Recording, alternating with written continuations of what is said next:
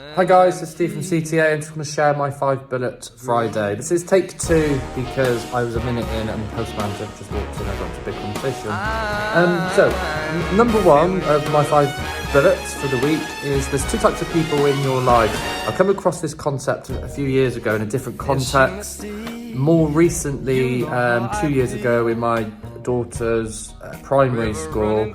And really you've got 2 types of people. You've got radiators, people that make you feel more energized, happier, motivated, inspired, you know, just nice to be around. You just enjoy their company, they put you in a better mood. And there's drainers, and their negativity spreads, they're pessimistic, the glass is half empty. They're just people you don't really want in your life. And whether it's work, whether it's family, friends, I would encourage you to limit the amount of time you spend with those type of people and seek positive influences in your life. You can also get mentors and online resources, but I think it applies across the whole spectrum of everybody you interact with. The next one is the concept of above the line thinking, or ORBED. So above the line is OAR, that's the OR in ORBED, and OAR stands for ownership. So taking ownership of something. The A stands for accountability, the R stands for responsibility. So that's someone who's looking at themselves, looking inward. What could I have done differently? How can I impact this situation? What are the solutions I can come up with? Below the line is blame, excuses, and denial. And what you'll find is in a team, the people struggling are normally below the line with certain things in their job. So, it is hard to move above the line, but you know, it's one of our core values. And if we're struggling with someone, we always look at their attitude. So it is an attitude. It's someone who's got a can-do attitude, and what could they do about the situation? Even if it's not your fault as a team leader or a manager or a business owner, you can always still look at yourself. I still look at myself and say, what could I have done differently in this situation?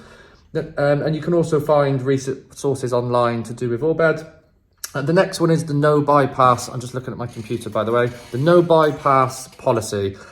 So really quickly, if you've got 3 people who communicate in a team, there's 3 communication lines, essentially. If you've got, let's have a look at the numbers. If you've got 8 people communicating, there's 28 communication lines. If you've got 14 people communicating, there's 91 communication lines. So the idea is, don't get people involved in things they don't need to get involved in. Obviously, we want to be nice to people. We want to build relationships. You know, we're a team essentially, but you don't want to drag in people into conversations they don't need to be involved in. You need clear reporting lines, clear responsibility and accountability. Who needs to deal with what? Because you just make the communication way too complex. It's not efficient. You create all these triangles, all this wasted energy.